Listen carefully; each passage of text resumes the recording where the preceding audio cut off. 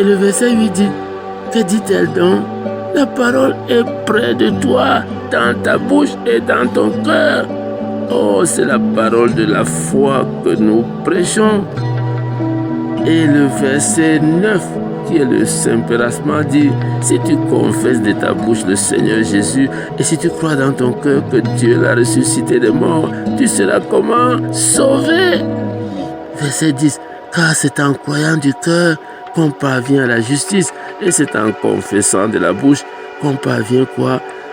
Au salut, selon ce que dit l'Écriture. Voilà. Et si nous continuons, vous lisez, quiconque croit en lui ne sera point confus. Il n'y a aucune différence, en effet, entre le juif et le grec, puisqu'ils ont tous un même Seigneur, qui est riche pour tous ceux qui l'invoquent.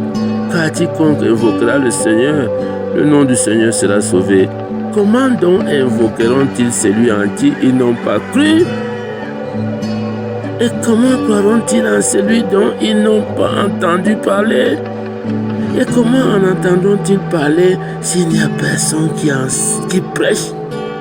Et comment y aura-t-il des prédicateurs s'ils ne sont pas envoyés selon qu'il est écrit? Mon Dieu, vous voyez, les prédicateurs sont envoyés. C'est Dieu qui les envoie et vous avez besoin de les écouter.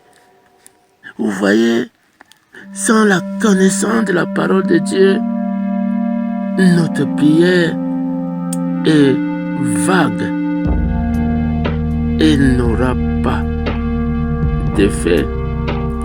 Pourquoi? Parce que nous devons prendre position dans la vie. Faites bouger les choses. Allez-y à droite ou à gauche. Apocalypse 3, verset 15 dit, soyez froid ou bouillant, dit l'Éternel. Si tu es tiède, je te vomirai de ma bouche. Maintenant, nous allons voir l'efficacité de la prière. Parce que la prière a besoin d'une efficacité. Allons en Luc, s'il vous plaît. Luc 10, à partir du verset 40. Lisons. Marthe, occupée à divers soins domestiques, survint et dit, Seigneur, cela ne te fait-il rien que ma sœur me laisse seule pour servir? Dis-lui donc de m'aider. Le Seigneur lui répondit, Marthe, Marthe, tu t'inquiètes et tu t'agites pour beaucoup de choses. Verset 42, une seule chose est nécessaire. Marie a choisi la bonne part qui ne lui sera point ôtée. Voilà. Pour avoir l'efficacité de la prière, il faut une attitude. Allons en Somme 46, verset 11. Il est écrit, arrêtez et sachez que je suis Dieu. Je domine sur les nations. Je domine sur la terre. Arrêtez et sachez, c'est un commandement. C'est à prendre ou à laisser. Il n'y a aucune démocratie ici. Non. Vous voyez, nous sommes trop occupés et nous ne prions plus efficacement parce que nous n'avons pas le temps d'aller à la parole pour savoir ce qui est disponible. Nous devons arrêter, comme c'est dit à Marthe. Allons en 1 Corinthiens, s'il vous plaît. 1 Corinthiens 14. Nous allons voir ce qui est écrit. 1 Corinthiens 14, nous allons lire le verset 15.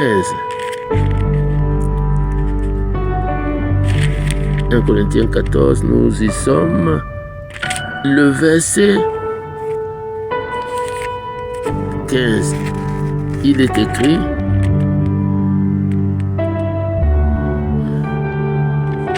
Oui, s'il vous plaît, il est écrit. Que faire donc? Je prierai par l'esprit, mais je prierai aussi avec l'intelligence. Je chanterai par l'esprit, mais je chanterai aussi avec l'intelligence.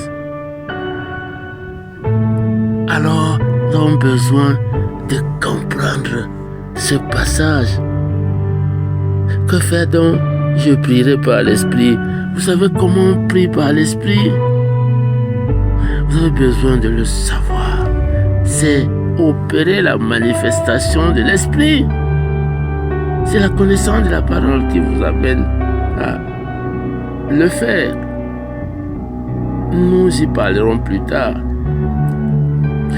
Maintenant, nous allons voir notre attitude face à la prière. Quelle attitude devons-nous avoir face à la prière? Allons en Matthieu 6, s'il vous plaît, pour voir quelle attitude nous avons besoin lorsque nous allons à la prière. Matthieu 6, commençons au verset 5. Il est écrit: lorsque vous priez, ne soyez pas comme les hypocrites qui aiment à prier debout dans les synagogues et au coin des rues pour être vus des hommes. Je vous le dis, en vérité, ils reçoivent leur récompense. Verset 6. Mais quand tu pries, entre dans ta chambre, ferme ta porte et prie ton Dieu qui est là dans le lieu secret, et ton Père qui voit dans le secret te le rendra. L'efficacité de la prière, nous devons bâtir une attitude mentale. Séparer l'intelligence et ses préoccupations avec le cœur. Nous devons être calmes et concentrés. Vous ne pouvez pas réclamer les promesses de Dieu si vous n'êtes pas calme et concentré. Si vous ne séparez pas dans votre intelligence les préoccupations et le cœur, c'est dans la discipline qu'on le fait. Comme nous sommes disciples. Allons maintenant en acte 4. Vous voyez, on se promène dans la parole et nous regardons ce que Dieu nous dit. Il est écrit. Parce que nous n'avons pas besoin de raconter les histoires. Je vous parle de ce qu'il est écrit. Ce que je pense en tant que lui changer n'est pas important. C'est ce qui est écrit. Acte 4. Nous lisons à partir du verset 23. Il est dit: après avoir été relâchés, ils allèrent vers les leurs et racontaient tout ce que les principaux sacrificateurs et les anciens leur avaient dit. Lorsqu'ils l'eurent entendu, ils élevèrent à Dieu la voix tous ensemble et dirent: Seigneur, toi qui as fait le ciel, la terre, la mer et tout ce qui s'y trouve, c'est toi qui as dit par le Saint-Esprit, par la bouche de notre Père, ton Dieu, David. Pourquoi est ce tumulte parmi les nations? Pourquoi et ces vaines pensées parmi les peuples? Les rois de la terre se sont soulevés et les princes se sont ligués contre le Seigneur et contre son oint.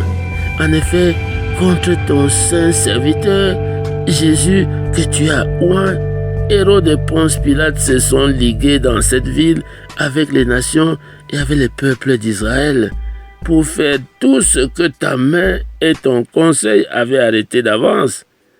Et maintenant, Seigneur, vois leurs menaces et donne à tes serviteurs un repos. Non! Et maintenant, Seigneur, vois leurs menaces et donne à tes serviteurs une récréation. Non! Il est écrit: et maintenant, Seigneur, vois leurs menaces et donne à tes serviteurs d'annoncer quoi? Ta parole avec une pleine assurance.